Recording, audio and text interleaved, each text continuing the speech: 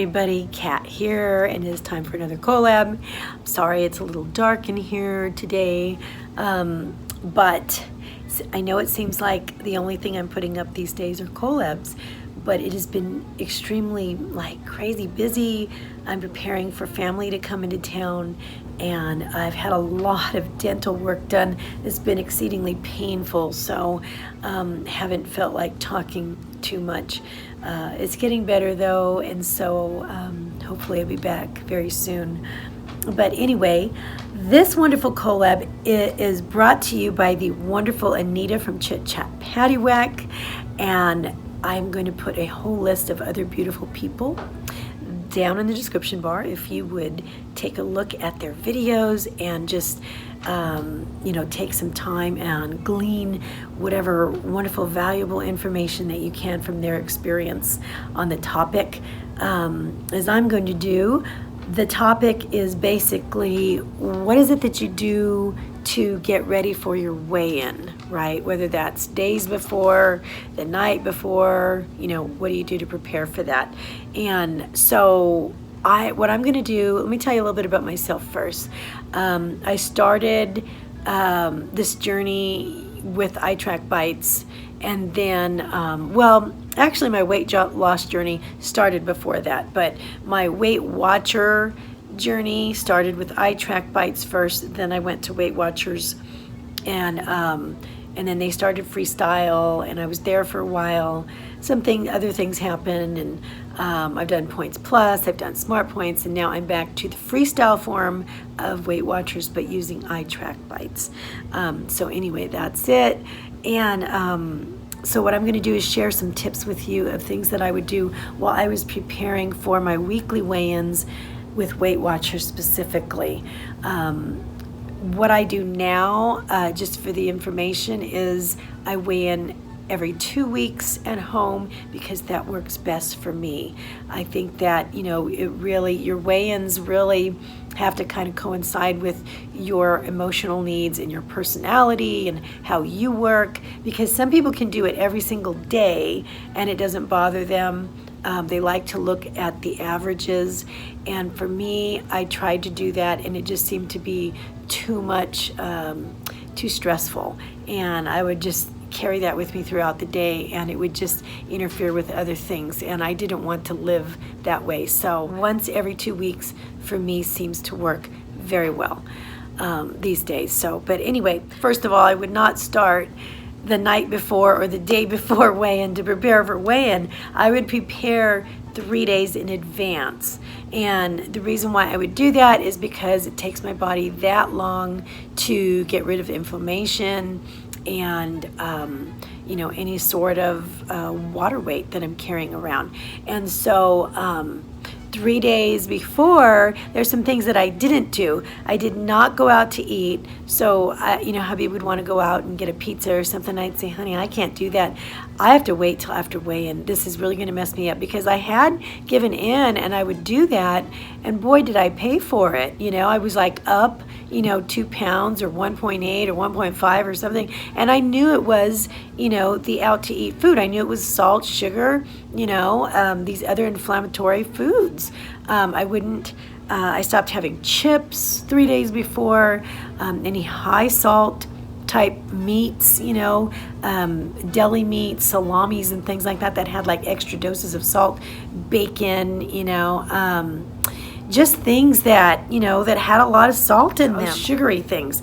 I wouldn't eat, I wouldn't go out for ice cream. I wouldn't have sugary sweets. And I would not eat things like, I know this sounds crazy to some people, but pasta, breads, potatoes, rice, and cereals, including oats, I would not have 2 to 3 days before. And the reason why is just because, as good as they can be for your system, I held on to them way too much, right? And so I just would try not to have those. So you're probably wondering, then what kinds of things did you have? What kinds of carbs did you have? I would have fruit. I would have vegetables for fiber. I would have rice cakes. My favorite ones are the Lundberg thin stackers. I do like the lightly salted ones, but before weigh-ins, I would only have the unsalted ones, and my favorite would be like the brown rice and quinoa. Those ones are pretty good, and they seem to satiate me too, and that need to have some sort of a carb, and they would help me to have some fiber and to feel full, right? And so I would have those once in a while. I might have like a wasa cracker. Wasa crackers are really amazing. They last forever, and they're relatively low carb, actually. When I was on a low carb diet many years ago, wasa crackers were the carb of choice that I had, and I would have those instead of bread or toast, right? But anyway, so those seem to work very well for me during that time. What other things would I do? Okay, so I would not have soda within 3 days of a weigh-in because of the sodium, right? It's just like too much sodium, except 2 days before, I might have like a Diet Right. I found Diet Right, and Diet Right is a soda that has no sodium. So if I really was jonesing for a soda, that's what I would have. But the day before weigh-in, like 24 hours before, I would only have water, lots and lots of water. And I have like a 25 ounce bottle, and so I would have like 3 of those per that day, and more if I could, right? But it seemed to be a thing, you know, for me to try to get in at least 3. That was it.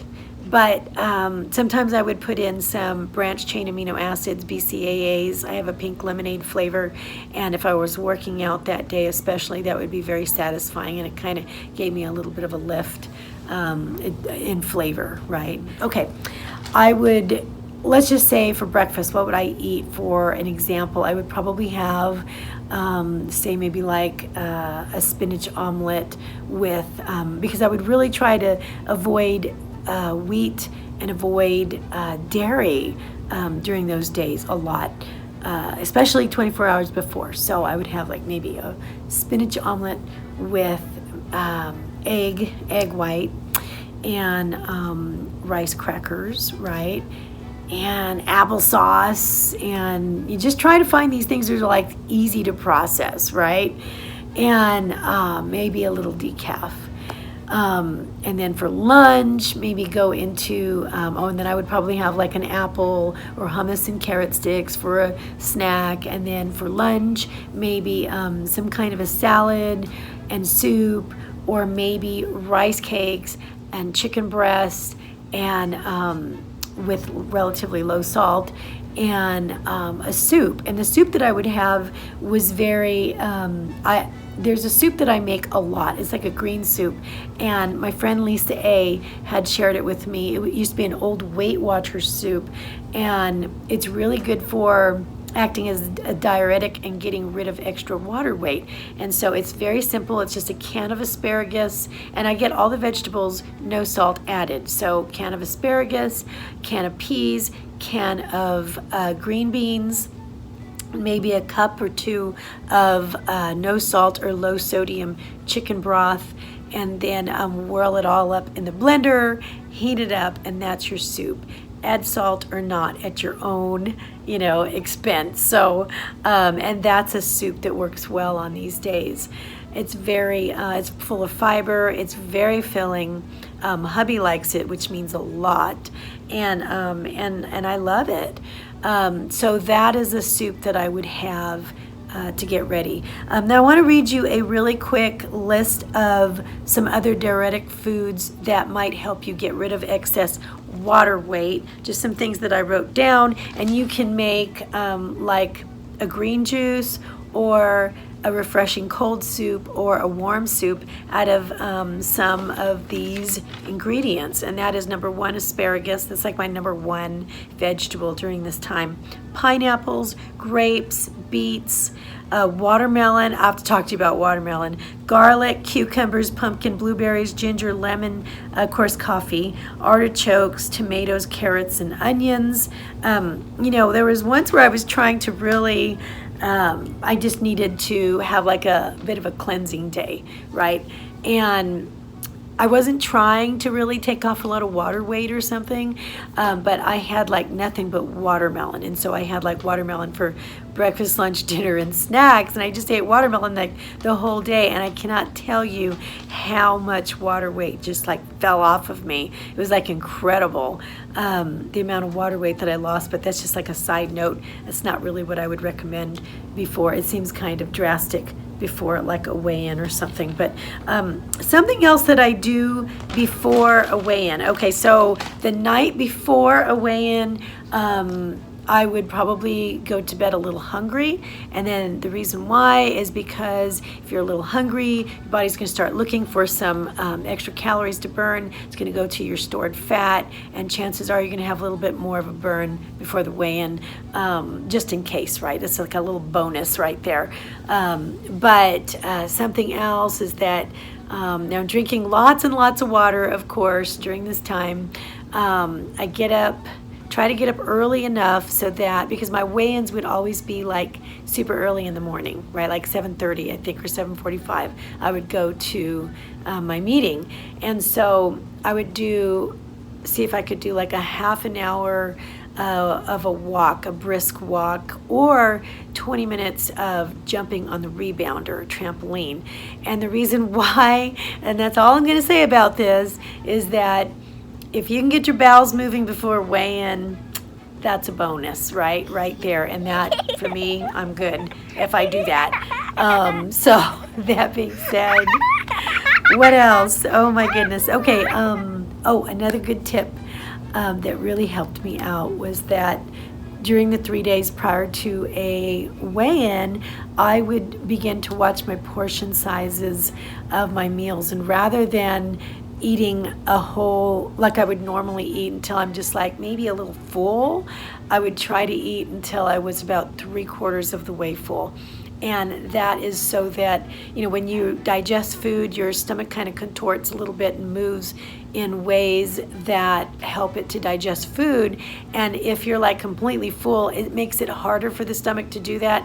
And if it's hard for the stomach to do that, and your food passes, and your food is in your intestines, you want maximum absorption, and you want a better digestion there. I don't want my food hung up still when weigh-in time comes around. So I want digestion to be moving and moving and moving along, regularly before weigh-in. So anyway, I don't know if you can glean any information from all of that I shared, but when I deviated from that whole plan, I would have gains, and when I didn't and I stayed on this kind of a plan, I would have losses, or I would stay the same at the worst, but mostly I would have a little bit of a loss, and that was encouraging.